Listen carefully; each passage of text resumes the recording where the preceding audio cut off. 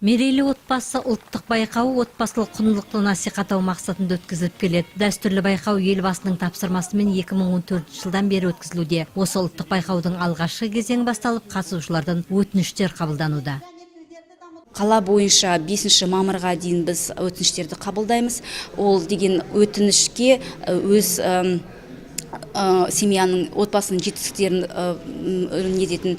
жетістіктердің грамоталары, сертификаттары, дипломдары болу керек, және де фотопрезентация.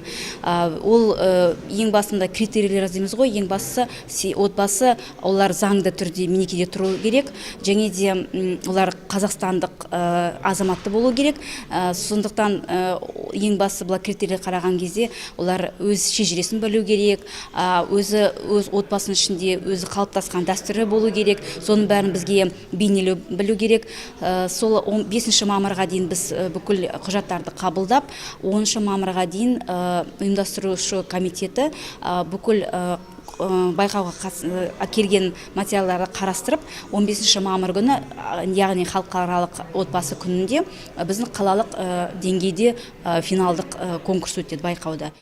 Ұлттық байқауға қатысушылар саны жылдан жылға артып келеді. Біздің қаламызда мұғалімдер, спортшылардың отбасылары белсенділік танытып келеді. 2014 қаламыздан Силаевтар отбасы қатысып, республика деңгейіне барып қайтты. Белгілі спорт жаттықтырушысы Сергей Елисеевтің де отбасы қатысты. Ұйымдастырушылар теміртаулық отбасылардан дәстүрлі байқауға белсенді қатысуға шақырады.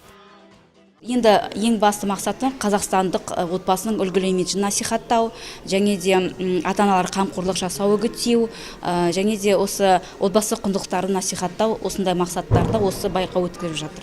Байқаудың ережесі ішкі саясат, Теміртау қаласының ішкі саясат бөлімінің сайтында бекітілген, және де біз ақпараттық құралдарға жібергенбіз, немесе ішкі саясат бөлімінде білу керек.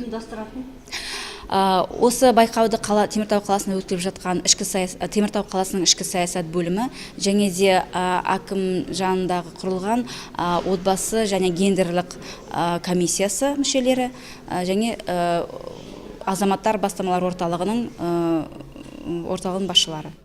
Сонымен мерейлі отбасы ұлттық байқауы басталды. Үміткер отбасыларынан өтініштер қабылдануда. 15 мамырда отбасы күні байқаудың алғашқы кезеңі өтеді. Мұнан әрі жеңімпаздары облыстық байқауға жолдама алады. Жалпы дәстүрлі байқау отбасы құндылықты, бірлік, ынтымақты насихаттауға бағытталған.